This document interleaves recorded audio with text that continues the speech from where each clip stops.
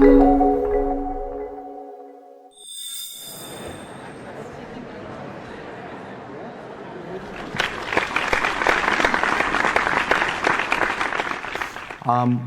panel today is really about technology as a value creation tool. What does that really mean? How is it important? And quite frankly, how do public companies and private companies approach that topic, and do they do it differently? With me to tackle these issues really is a very nice panel in terms of the range of experiences that people have had and what they bring to the table. Going from my left, your left, would be Girish Juneja, who's the Senior Vice President and the Digital Chief Officer of Dover Corporation. As you know, a publicly owned company in the top Fortune 500, about 350. And quite frankly, before the tweets that went out over the weekend, they had a market value in excess of $17 billion, and they traded at around 15 times EBITDA and 2.5 times revenue, and that is a reasonably important benchmark as you see these companies shift out. David Savage, sitting next to him, to his left, is the Chief Executive Officer of Shape Technologies Group.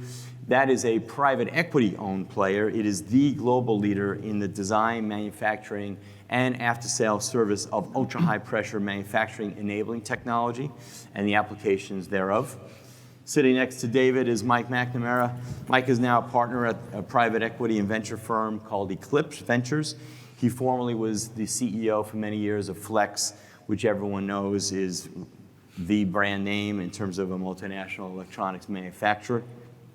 And Bimal Mehta, sitting all the way to your right, the North American business incubation lead at Schneider Electric, which is an almost 200-year-old French industrial company valued in excess of $50 billion US dollars, more than $25 billion in revenues. And quite frankly, it is really quite profitable, and quite profitable because of the way they have focused on technology, and they have a big new initiative over the past few years with their CEO on board on the Internet of Things as they try to figure out and now deploy new products to connect their historic products to the Internet to make things that much more intelligent as we move forward. One logistical item, at the end of our allotted time today, we're behind schedule a little bit, so I'll be mindful of that. But at the end, we're actually going to take questions from the audience, and there are two ways to have your question addressed. One is by using the app that you most likely downloaded before you entered the conference. And then the second is the more traditional way of a microphone being passed around. Either one will be fine, but we would like to have some time to address some of your questions. The first thing that I'd like to address is what does tech as a valuation creation tool actually mean? And from my point of view and the Houlihan point of view, I'll give you our perspective, and I'll put it in a layperson's terms. But in effect, what we think this means is keeping up with the market and what customers require, simply driving smarter value-added components and systems, not only to provide a function, be it a valve, a pump, a chemical additive, a sensor, whatever that might be, but quite frankly, to provide some extra benefit to a customer's operating performance, and likely within that process, capture and transmit data to an intelligent processor that can then create knowledge. Knowledge that a customer will use, what they will want to be able to do something better, safer, more efficiently, whatever it might be. That, for us, is what industrial technology is. And quite frankly, I've been doing this now for over 30 years, and there was one point where we had industrial companies that made products, and they did that extremely well, and they were successful. But as time has moved on, those kinds of companies, in my mind, don't really exist anymore. Every physical product, or virtually every physical product, has some kind of linkage to either a bigger system, some other big structure, and obviously now are becoming much more intelligent with all the predictive failure aspects, or whatever it might be.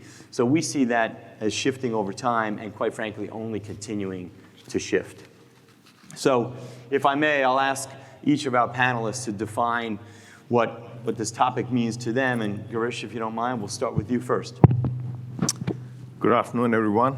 Thanks. I'll try to respond it from my perspective as the Chief Digital Officer of Dover, a public company. We are in many diversified industrial businesses. We produce products, consumables, in some cases software and services.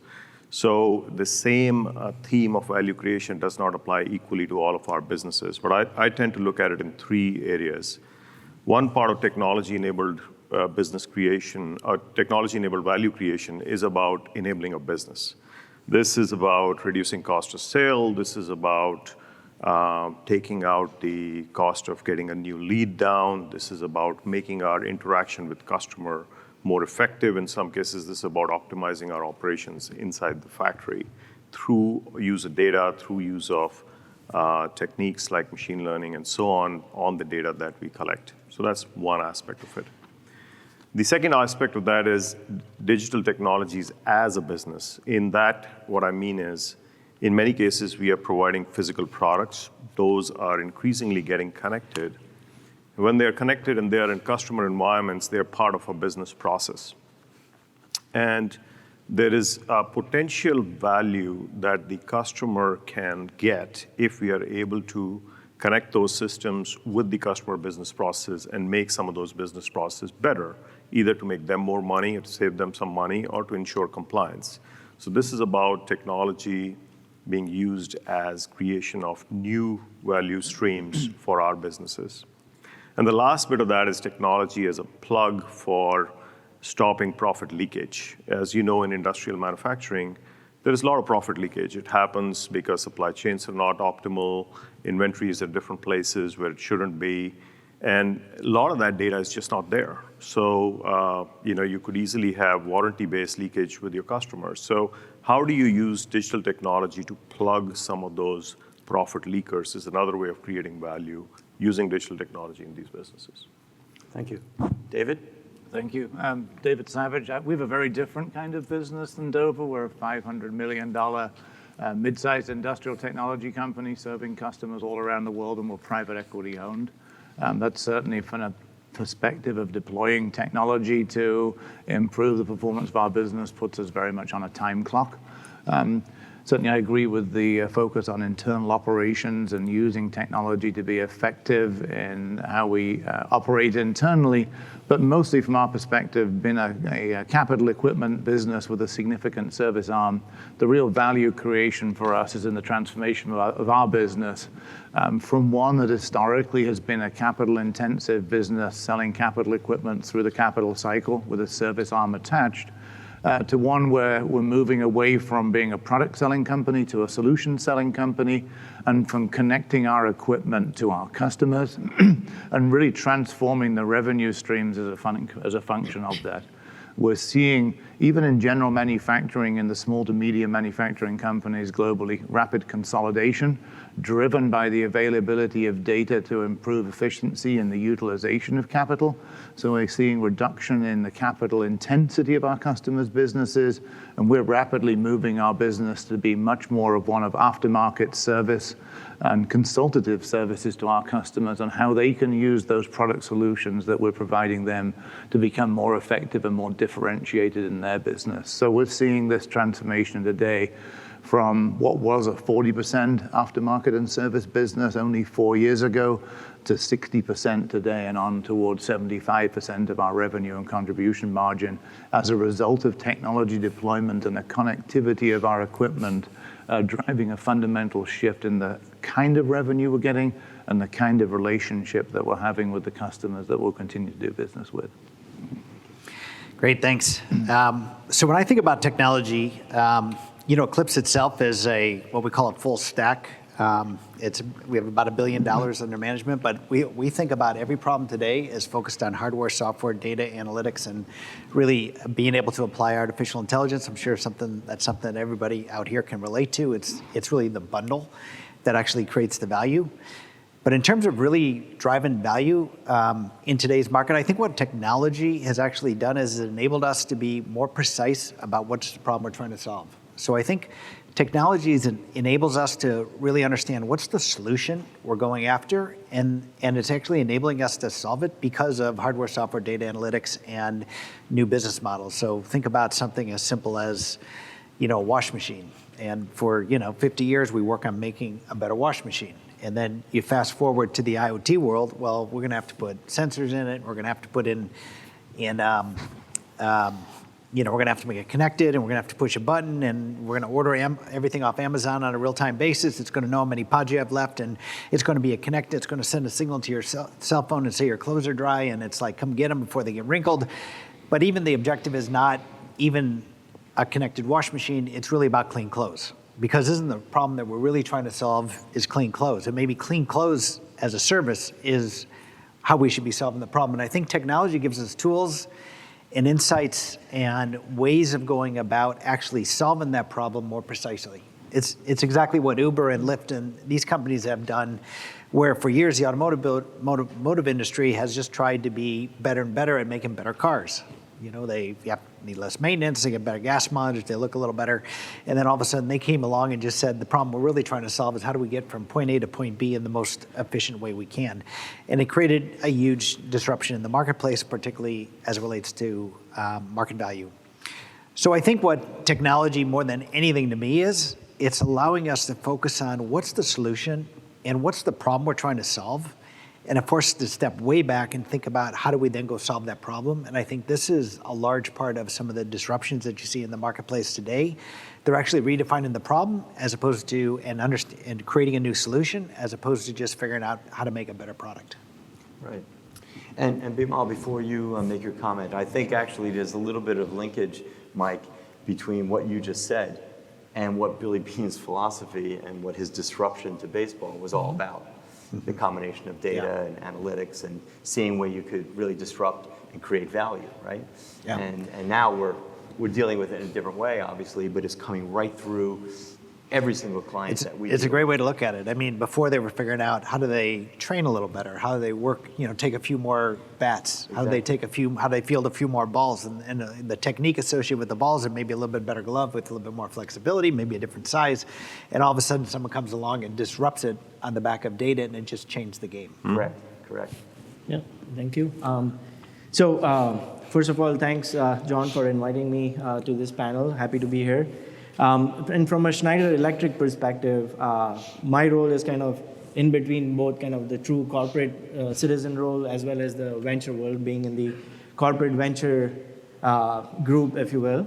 So we kind of view technology as an enabler and a differentiator to solve customer problems, which kind of drive business value, which reduces process time, which took longer to kind of do earlier, and also kind of as a door opener to bundle our products and services as a solution. And from a venture side, we kind of invest in technology for creating future business value and not just for today. And to kind of give you an example, we at Schneider Electric, we invested in a cybersecurity company called Clarity, which is a cybersecurity software company, which we, as internally at Schneider, are rolling it out to more than over 300 plants, but also is being bundled as a solution by our cybersecurity services company. So it's kind of a twofold aspect when we look at technology to create value. And just to kind of add, different ways to look at it. One of the startups recently we kind of met in the IoT world. It's kind of the entire IoT stack, and their value proposition is, really connecting assets which were, sitting by themselves, like discrete assets, which nobody kind of had data to collect from before. And like the specific example, like at a dentist's office, you have the compressed air chamber where, if you run out, you have to shut the dentist's office. Like, you have to cancel the appointments. Now, they've just put a sensor and it kind of alerts when the level is low, and it's kind of much more efficient in running the operations. So, it's kind of really how do companies like try to digitally transform themselves and create value? Fantastic, thank you. One of the reasons that we had private companies and public companies as part of the panel was to think about the timeline. And obviously, conventional bias, if you would, I wouldn't call it really conventional wisdom, but that would say that public companies are lumbering, beamless, and they're not really that innovative, et cetera. We know that clearly is not the case. But maybe we could take a little bit of a window into some of the differences in terms of how decisions are made on that kind of timeline.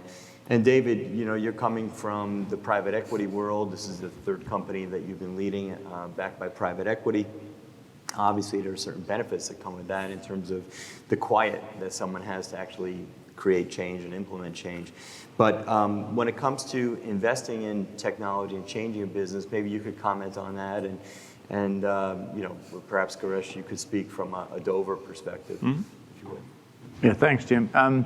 Yeah, I certainly have the benefit of my public company colleagues of not having to make all my mistakes in front of everybody else. So from that point of view, it's I think, a much easier environment in some ways to better drive change, both either the venture capital world or the private equity world, where you can move quickly. You can certainly fail quickly as well. That said, clearly in the private equity world, we're on a time clock of a 3 to 7 year investment cycle, with 5 being the fairly typical kind of time. So choosing the time when to invest and then making sure that you can invest to create value within the cycle that you have are critically important factors. And as we think about technology deployment in general manufacturing, 3 years ago, I probably wouldn't have come to this conference, quite frankly, because it would have been a lot of consultants selling me services and a lot of people telling me how good it was going to be. I think at this point of the evolution of connected technology and the Internet of Things, if you haven't already placed your bet and you haven't placed your bet substantially to be able to drive value in the next 2-year horizon, my view is it's probably too late.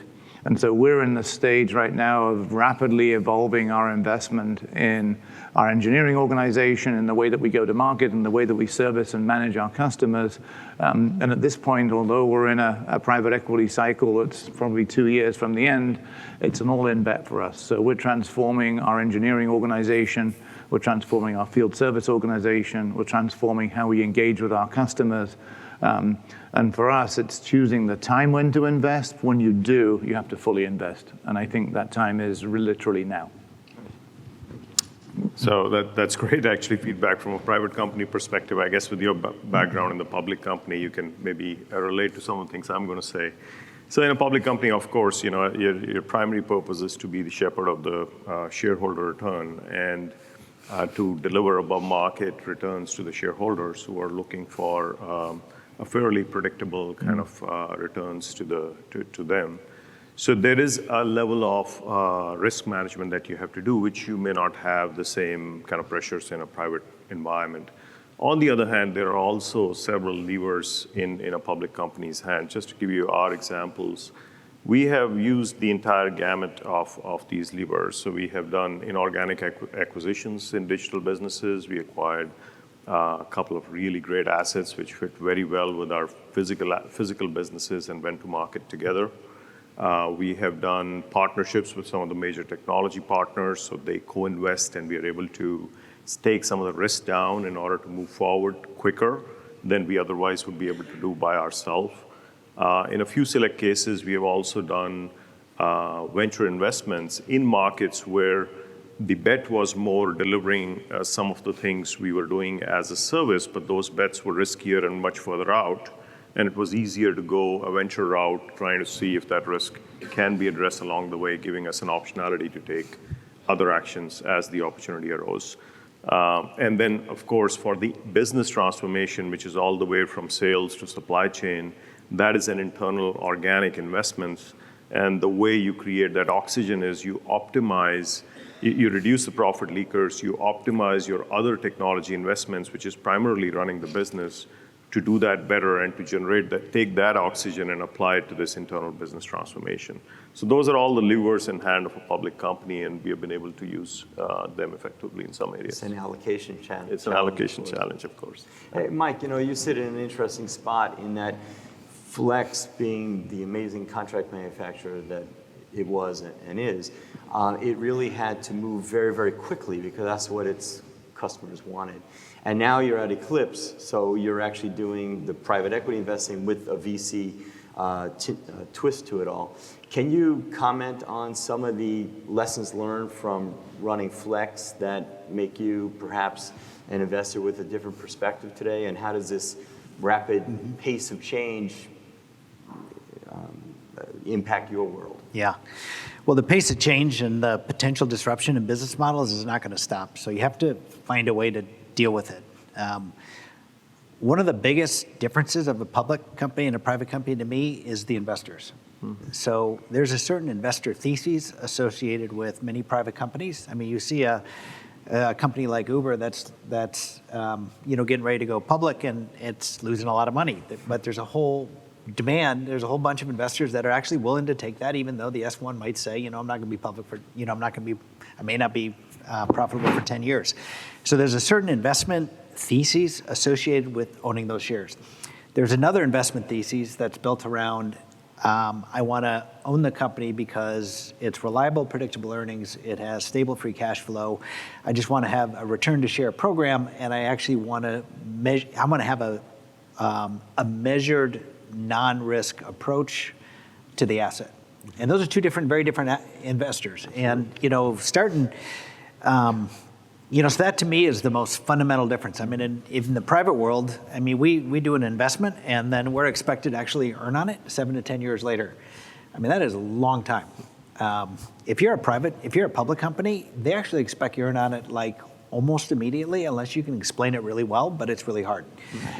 You take someone like, Tesla, and Tesla's valuation has come down a little bit, but, at the end of the day, Tesla, has been worth more than Ford for a long time, and Ford Motor Company does 6 million cars, or more than 6 million cars, and it does in trucks, and it does, $4.5 billion in free cash flow, and I don't think Tesla's done any free cash flow yet, and it's been like 15 years, so, but it's bid up higher than Ford, and if Ford's gross margin goes down by like 1%, they get crushed in the marketplace. So they have one set of investors, Tesla has another set of investors, and that to me is the most structural difference. So if you're in a company, in a public company that actually has to make transformational change, because some companies actually have to make transformational change, sometimes you need to be creative about how you do it. And I'll give you a real good example of something that we did at Flex, is we spun out this company called Bright Machines, where we took all the automation assets of Flex, we spun them out into the private world, we raised $200 million and hired a ton of software engineers. So if we were to do that at Flex, number one, we couldn't have put $200 million in, even though we generate a lot more than that. We couldn't have put $200 million in because every $5 million is a penny a share. Right. But the minute you put it into the private world, we went and raised $200 million. We're going to make the greatest automation company in the world. And by the way, they're here. I think the CEO is here a little bit later today, talking. But we also would have been able to hire the software engineers. So the transformation in automation assets, while Flex had a lot of basic automation assets, its ability to go out and hire world-class software engineers and actually apply $200 million to create the automation company you actually really want, which is a software-defined system that actually automates assets on a system level, not just simple robotics. You need that level of assets, and there would be no way for us to do that in a public company, so we actually spun it out. So I think there's a lot of ways to do it. You're seeing GM and Ford and these guys finding ways to innovate, even though they're a public company. They're spinning off part of their assets. They're doing partnerships. They're creating separate divisions. So I think there's ways to do it. You just have to understand what all your constraints are, and then try to figure out how you pull the levers to make it work. That's very interesting. If you don't mind, I'm going to piggyback off of that a little bit. And Girish, if you don't mind, I'm really curious when it comes to attracting talent, because obviously many of these software engineers, they want to go to technology companies, pure technology companies. They don't want to do something that's a little bit more innovative and trades at multiples of revenues and whatnot. We even find that in our own investment banking business, as a matter of fact. So when it comes to a Fortune 500 industrial company like yours, comes to a company that generates real cash flow, is growing, and is a wonderful example of good growth. And you carved out your energy business a while back to really focus on more predictable business, et cetera. But when it comes to people, how does an industrial company like yours create a value proposition for a very talented individual that says, wow, I have all these different options, and I really want to be at a Dover or a Schneider or wherever it might be? Yeah, it's a great question. And it's a challenge. I mean, with unemployment historical low, even if we were not industrial trying to hire technology talent, we would be having trouble. It's just pervasive. So you have to get creative. You have to look at various alternatives available to us. A couple of things we have done which have worked out so far reasonably well. And again, we are in very early stage of a multi-year transformation journey. We have done some university partnerships that have created a good inflow of talent because they work on our projects very early on. We have done work with Georgia Tech. We've done work with MIT. We have actually labs set up with those environments so we can do joint projects, and that allows us, in some cases, to get some of the work done, but in some cases also to attract talent, some of whom decide to join us. That's one thing. Second is obviously, I think our geolocation where we put our industrial innovation center in Boston helped. And it helped not because of design in some ways, but also happenstance. I mean, GE was supposed to set up a big environment there. That didn't happen.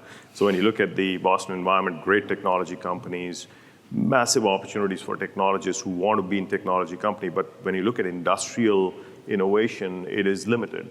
So people who come from industrial engineering background with software interests and had done software minor and so on, for them, it's a great place to come because now they get to be in a capital asset equipment company where they can go and feel and see the industrial engineering impact of what they can do when combined with software.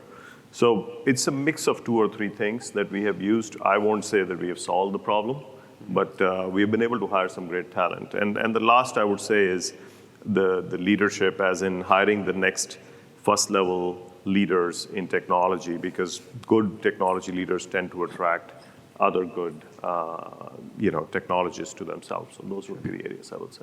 Oh, that's great. I want to leave some time for questions at the end, so think about those. But we'll talk for maybe another 5 or 10 minutes. Bimal, I'd like to ask you, because you have a very interesting position at a very large global company, very, very successful. But in effect, you're at a think tank, if you would, within that, looking to seed and spot very interesting technologies that could accelerate your ability to connect your historic products and create new ones. Sure. So just to kind of give the story about how we kind of started on this innovation at the edge program as part of our digital transformation. So to kind of give you a little bit of, and blending some of the answers already mentioned, obviously the rate of disruption is kind of going at a much faster pace in terms of how the large companies are getting disrupted. And then when you look at the R&D budgets of large companies compared to the VC money in going into industrial 4.0 IoT startups and technology startups, it's going to be difficult for large companies to kind of keep up with the pace of innovation as well as being agile. Kind of keeping all those factors in mind, obviously, that has become the basis of our innovation at the edge program, which allows us to kind of make these small bets at the edge of our business and let R&D continue to kind of focus on the core business. And as part of that innovation team, rather than just kind of having the traditional venture investment, both direct or through VC funds, we've also kind of formed what we call as business incubation team, which is kind of launching ventures from within, especially kind of giving our entrepreneurs an opportunity to kind of an avenue to kind of innovate and kind of give them a runway. And as part of that, to kind of give a specific example, we launched 3 startups last year in specific areas. One specific example to give you is EIQ, which is to do with EV fleet infrastructure. But the idea came from within. We kind of picked a few of our domain experts from within the business, but also combined them with external entrepreneurs who were kind of looking at the exact same theme or trend, if you will. And we put that team of 4 to 5 people together, kind of incubate for 12 weeks, like truly run it like a startup, get the customer insights, validate the idea, come with a business plan, and then kind of invest in that as a startup and let it run outside the Schneider Electric framework. So we kind of refer to Schneider Electric as the mothership, and this startup kind of my role or our role is kind of the mothership distance management thing. How do you kind of keep the executives from bombarding and trying to change the what the startup's working on, but kind of really focus on what they need to do and innovate. So that's how we are kind of attracting talent both within and outside. And as part of our journey, where we started on this like 2 years ago, and I think the previous speaker kind of talked about this mindset, and I refer to it as playing tennis with my son. Like 3 years ago, I could beat him, and now he's 16 years old. I can see where the ball is going to go, but I can't get there. So Schneider Electric is more of the mind is willing, but the body is not. So the leadership is bought into it, but now being a 160,000 employee company, we have to have the rest of the body, like the employees, kind of move in that direction. That's fantastic.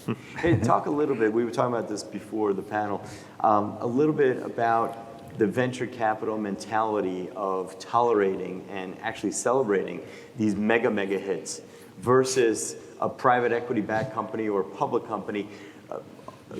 Obviously everyone likes mega hits, but they really want to have more and more of the consistent singles and doubles and solid kind of technology payoffs. Can you comment on that and how you're managing that within your environment? Sure. And what are you shooting for, by the way? I mean, is it the big hit or? So it's kind of a combination. Obviously, can you imagine our head of ventures going to our CFO just before he's going to sign off on the $500 million fund saying that, oh, by the way, 90% of the investments are going to fail, and for the next 5 to 7 years, I'm going to come to you with bad news. So it was kind of that mindset change and kind of getting them exposed to talking with the VCs, like what the successful VCs have been able to do, staying patient with these small bets. And also,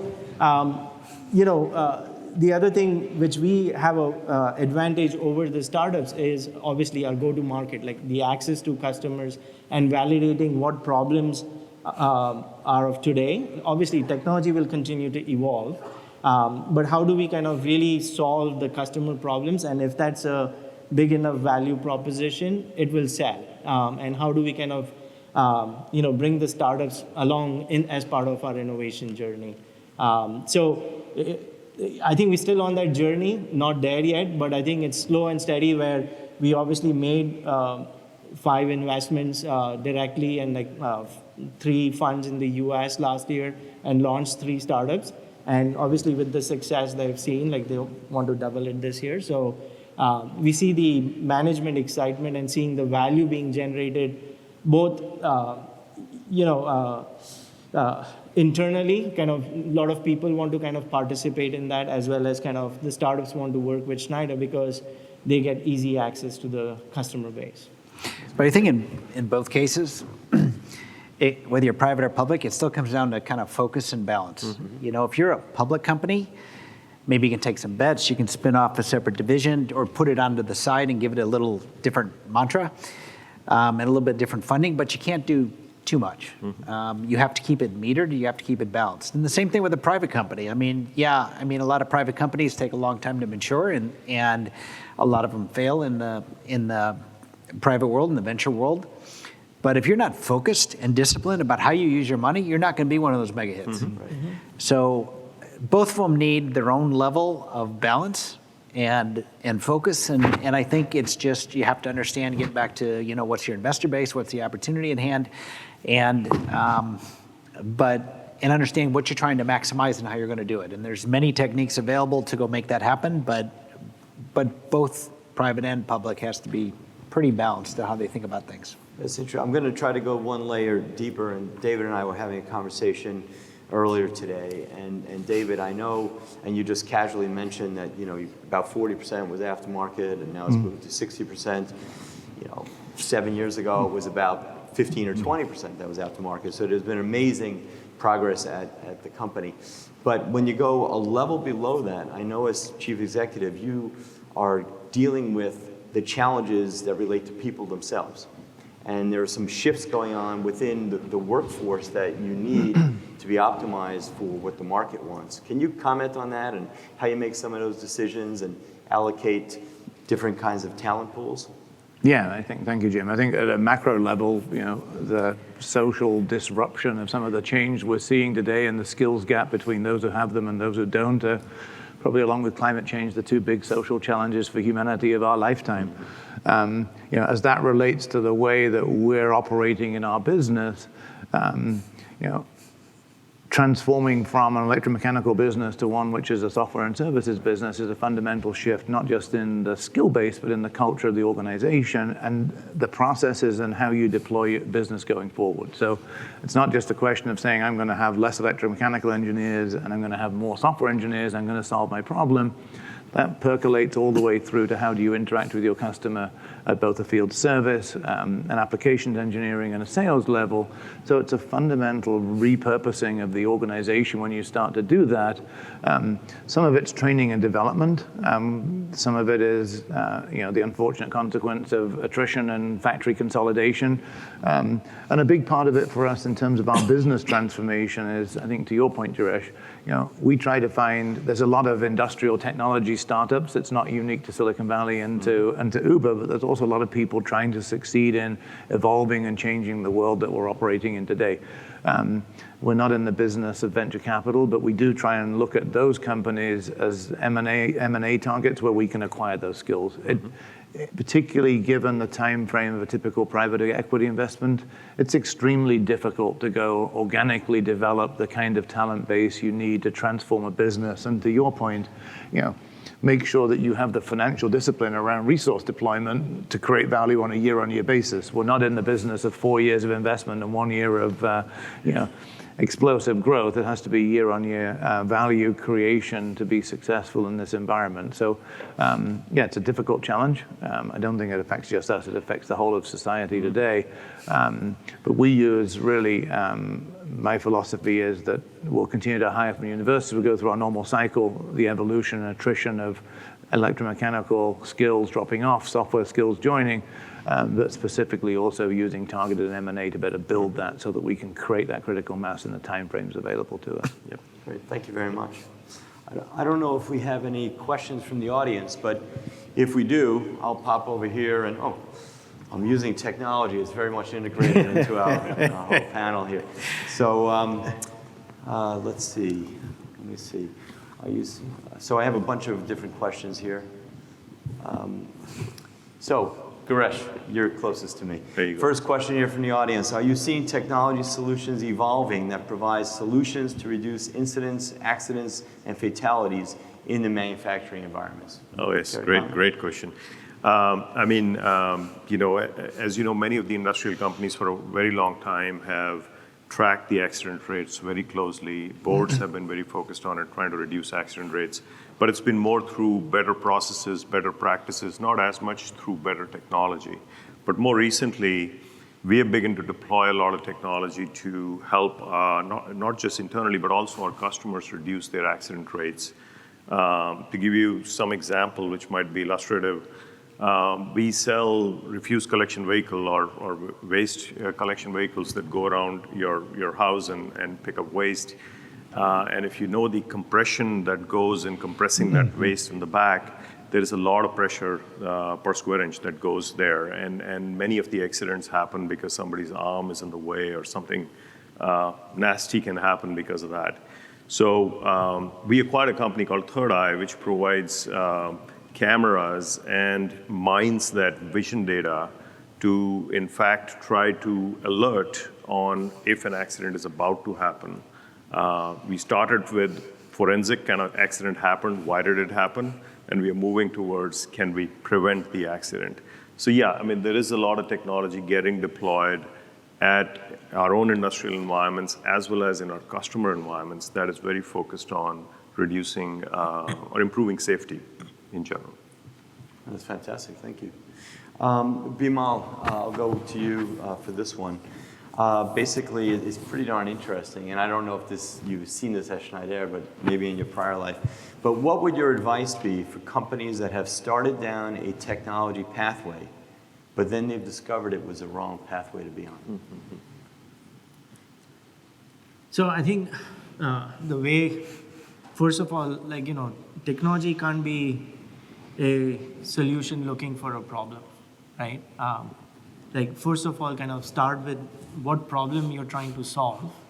And it can't be like a technology or like a startup. I've even seen or heard a pitch which kind of said we are an edge cloud-based company focused on AI, ML for predictive analytics. And I said, okay, so what is it that you do? Right? And for who? Like, and from a customer's perspective, it's the same thing, right? Yeah, all this technology is there, but what value are you providing for me, or what problem are you solving for me, and how will it generate value? So I think before you go down the path, right, kind of do the due diligence on both the business value and the problem, and how big of an opportunity is that for you before you kind of go in. And once you've selected the technology is always going to keep evolving and getting better. So I think you have to start with the problem or the domain side of things first. Like even, and Mike can probably attest, like in the Bay Area or Silicon Valley, like so many AI startups, but if they don't understand the domain, like we don't even talk. Like that's one quick way to filter out technology or startups. Like if you don't have somebody who knows the customer pain point, it's just a technology looking for a problem. Mm-hmm. Thank you. I think technology is a little broad too. But a lot of times when you're doing something breakthrough and new and different and trying to apply new techniques, you're applying it on something. Hopefully you're creating a solution that solves a real problem, but it's something that hasn't been done before. So you're going to have some amount of error in that process, and the ability to adjust and adapt is really, really important. If you think about, we talked about earlier about, how many venture funded companies have trouble surviving. And the reason is, well, they're trying to solve a problem that hasn't been solved yet, and it's like going into the future. And the future keeps changing. And trying to actually know what's going in the future when new technologies keep coming at you is like really hard. So the ability to have agility and the ability to continually adapt is probably as important in terms of bracing technology as anything. And it doesn't matter if you're a big company or a small company or anything else. I mean, the continuous adaptation and agility is so important today. I almost think that's the technology. And if I think about big companies, I almost think the most important technology that a big company can have, quite frankly, is a culture of agility. Yeah. Mm-hmm. Very good, thank you. Girish, there's a question very specifically for you, but it probably would apply to anyone, but it was flagged for you.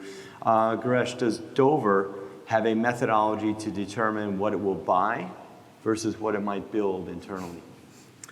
Well, obviously we have a methodology. I'm not sure it's the right forum to disclose it.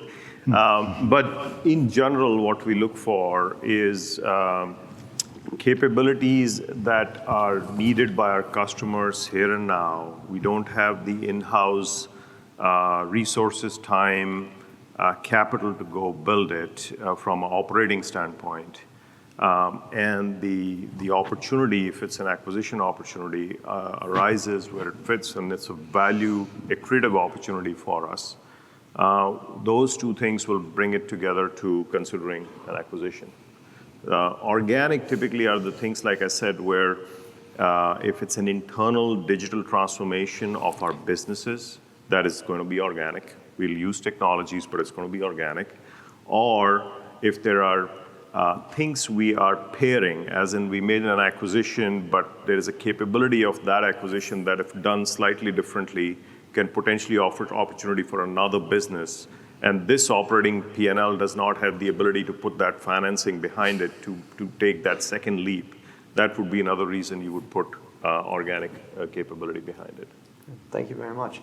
Well, we have used our allotted time, and I wish we had some more, but I want to thank you for the questions that we have from the audience. There were many more there. Sorry I couldn't address them.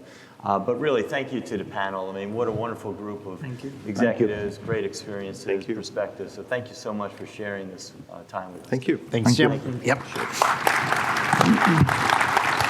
Yep.